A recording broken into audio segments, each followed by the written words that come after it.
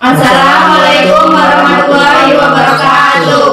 Perkenalkan, nama saya Feby Utari. Perkenalkan, nama saya Nufaisah Rahma. Perkenalkan, nama saya Rahman Marsullah. Nama saya Nurmesya Agunia. Nama saya Namieka Soliha. Kami dari kelompok 19 akan menjelaskan tentang suhu dan kalor. Mari simak video berikut. Pengertian suhu. Suhu ialah suatu besaran yang menunjukkan derajat panas pada benda. Singkatnya, semakin tinggi suhu suatu benda, maka semakin panas benda tersebut. Suhu juga bisa disebut sebagai temperatur. Yang kedua ada alat pengukur suhu. Alat yang digunakan untuk mengukur suhu disebut termometer. Contohnya ada termometer alkohol, termometer raksa, atau termometer yang banyak digunakan. Termometer bimetal, termometer inframerah, dan termometer gas. Yang ketiga ada jenis satuan suhu, yaitu yang pertama, skala Reaumur, memiliki titik didih 80 derajat Reaumur, titik bakunya 0 derajat Reaumur. Yang kedua, skala Fahrenheit, memiliki titik didih 212 derajat Fahrenheit, titik bakunya 32 derajat Fahrenheit. Yang ketiga ada skala Kelvin, skala internasional memiliki titik didih 373 Kelvin, titik bakunya 273 Kelvin. Yang keempat ada skala Celcius, skala yang dipakai di Indonesia, memiliki titik didih 100 derajat Celcius. Cara menyatakan titik suhu. bakunya Cara 0 untuk derajat menyatakan Celcius. suhu suatu benda dari satu skala ke dalam skala lainnya menggunakan konversi suhu. Konversi suhu menggunakan perbandingan selisih titik didih dan titik beku. Celcius berbanding Reaumur berbanding Fahrenheit berbanding Kelvin sama dengan 5 berbanding 4 berbanding 9 berbanding 5. Contoh soalnya, suhu suatu benda dalam skala Celcius menunjukkan 100 derajat Celcius.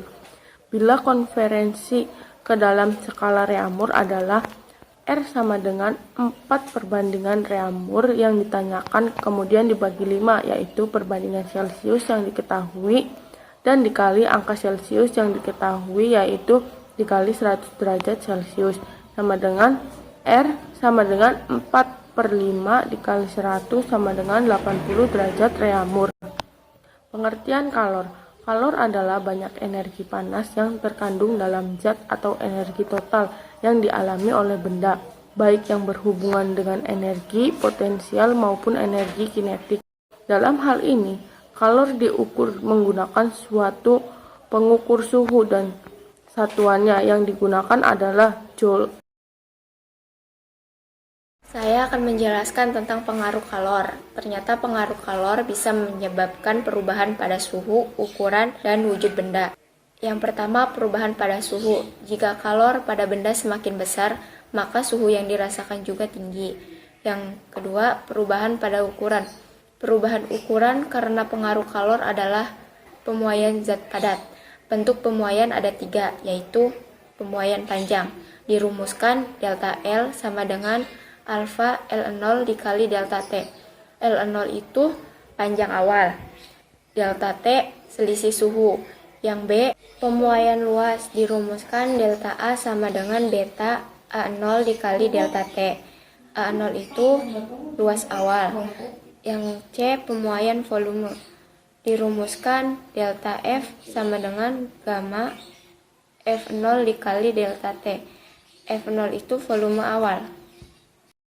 Cair perubahan wujud benda. 1. Mencair, yaitu proses perubahan wujud dan padat ke cair. Contohnya ataupun mentega yang awalnya padat menjadi cair karena dipanaskan, artinya adanya kenaikan suhu. 2. Membeku, yaitu proses perubahan wujud dari cair ke padat. Contohnya air yang dibungkus plastik dimasukkan ke dalam kulkas, setelah beberapa jam kemudian menjadi es batu. 3. Menguap, yaitu proses perubahan wujud dari cair ke gas. Contohnya ketika kita merebus air di panci, ada uap yang keluar saat proses perebusan, itu berarti air menerima kalor. 4. Mengembun, yaitu peristiwa perubahan wujud benda gas menjadi cair. Contohnya embun di pagi hari.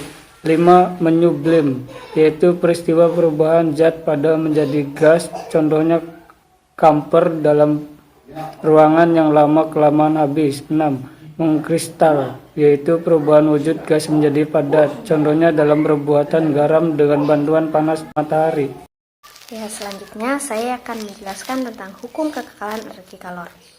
Hukum kekekalan energi kalor disebut dengan asas Black. Asas Black yaitu jumlah kalor yang dilepaskan sama dengan jumlah kalor yang diterima, sehingga dirumuskan Q lepas sama dengan Q diterima. Q sendiri rumusnya adalah Q sama dengan M kali C kali delta T. M-nya adalah massa zat, C-nya adalah kalor jenis zat, dan delta T-nya adalah selisih suhu zat 1 dan zat 2. Saya akan memberikan contoh soal.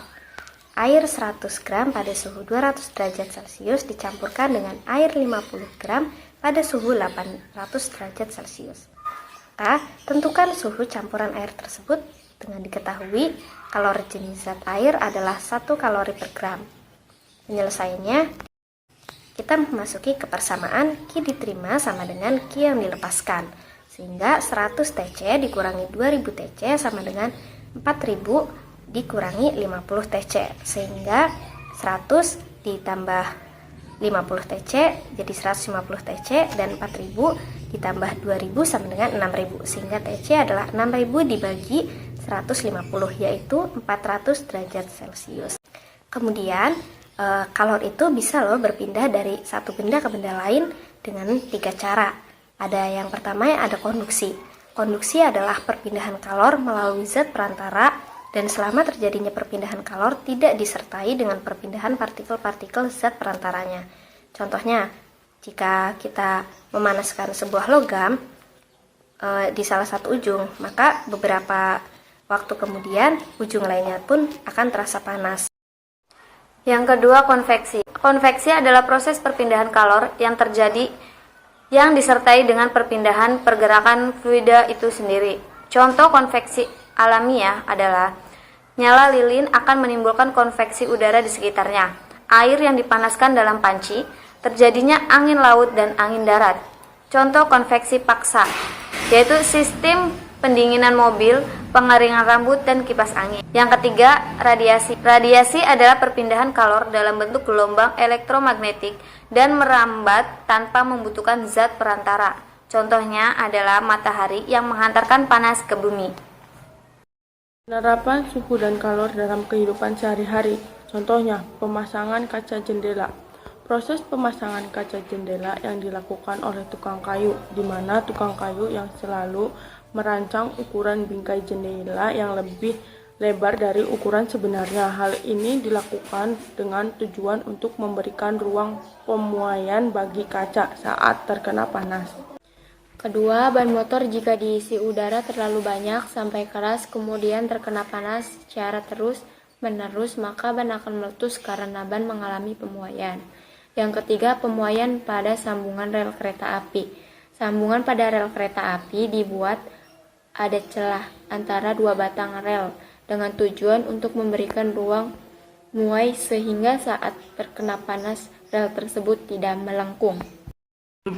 Suhu bisa berubah sewaktu-waktu tergantung dari datangnya matahari. Seperti pada siang hari, suhu udara akan naik karena adanya matahari. Namun saat malam hari, suhu mulai menurun dikarenakan matahari sudah tergelam. 5. Prinsip kerja lemari es. Berdasarkan sifat kalor, yaitu zat yang menguap memerlukan kalor dan zat yang mengembun akan melepaskan kalor lemari es. Ya, kemudian pengaruh suhu dan kalor dalam kehidupan sehari-hari ada setrika. Setrika itu alasnya terbuat dari logam yang bersifat konduktor, sehingga kalor yang berpindah menghasilkan panas dan pakaian yang disetrika tidak kusut. Kemudian ada termos. Termos adalah alat yang berfungsi untuk mencegah terjadinya perpindahan kalor dari dalam ataupun keluar ataupun sebaliknya, sehingga suhu yang disimpan di dalamnya dapat bertahan relatif lebih lama. Terdapat ruang hampa antara dinding kaca pada termos yang bertujuan untuk mencegah terjadinya perpindahan kalor secara konveksi. Sekian dari kami, kurang lebihnya mohon maaf. Wassalamualaikum warahmatullahi wabarakatuh.